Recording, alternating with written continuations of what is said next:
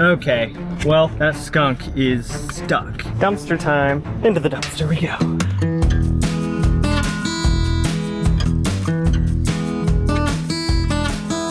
Team is heading out to Mesa right now. They're responding to a call about a skunk who has its head stuck in the drainage holes of a dumpster. Sounds a little crazy, but not the first skunk we rescued from this exact same predicament. So happens more than you'd think, but hopefully they'll get this little guy to safety and he is a-okay. Good morning, everybody. I'm excited to have you guys here for another rescue. We are currently on our way to go rescue a skunk in a drain. Let's go rescue a stinky skunk. All right, so I just punched in the address and I'm about 12 minutes away from the site. So we're gonna get there and kind of evaluate the situation, see what we can do. Obviously the goal is to not be sprayed, but you know how that goes. You just never know if you get that choice. So 12 minutes to Stinkyville, here we come.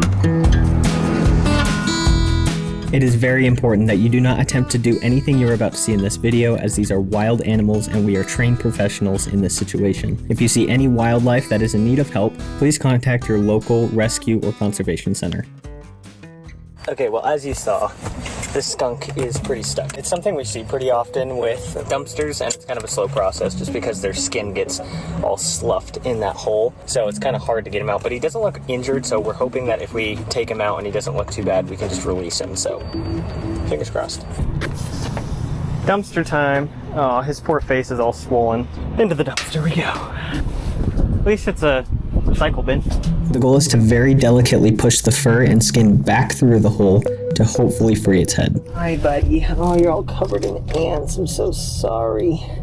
Skunks are considered foragers or opportunistic feeders, which means they'll just about eat anything that they can get their hands on, which unfortunately leads this to be a pretty common sight, seeing skunks getting stuck in places like this.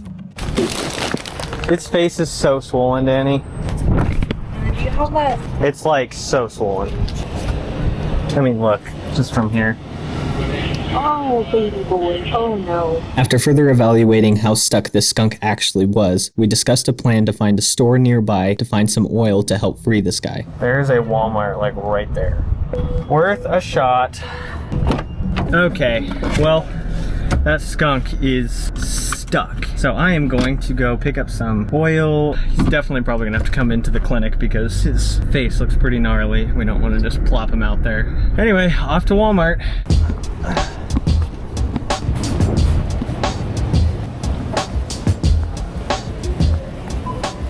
Vegetable oil. All right, that's what we need. Let's get back.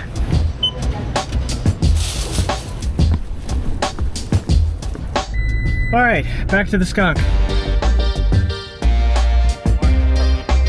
Danny has covered the skunk with a towel and tucked its tail under its body to prevent it from spraying her while she's trying to free the skunk. Okay, back into the trash. Well, I think we're getting pretty close, actually, so.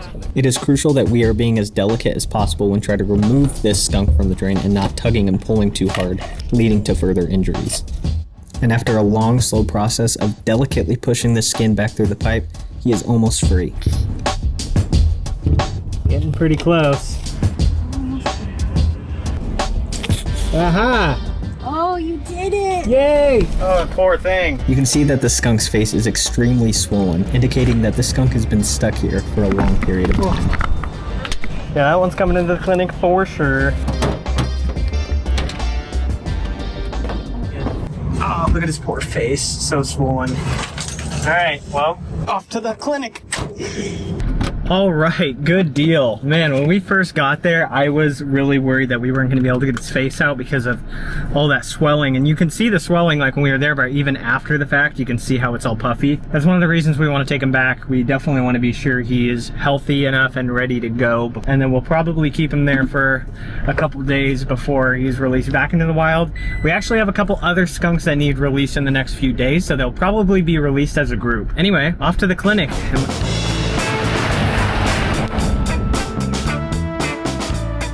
Alright, so we made it back to the clinic and we are setting the skunk in an isolation room to where it can stay away from any of the other wildlife that we have here for right now, because obviously we don't want to spread or contract any potential diseases, even though this guy was clearly just had his stuck head in the dumpster, but you just never know if there's secondary things going on.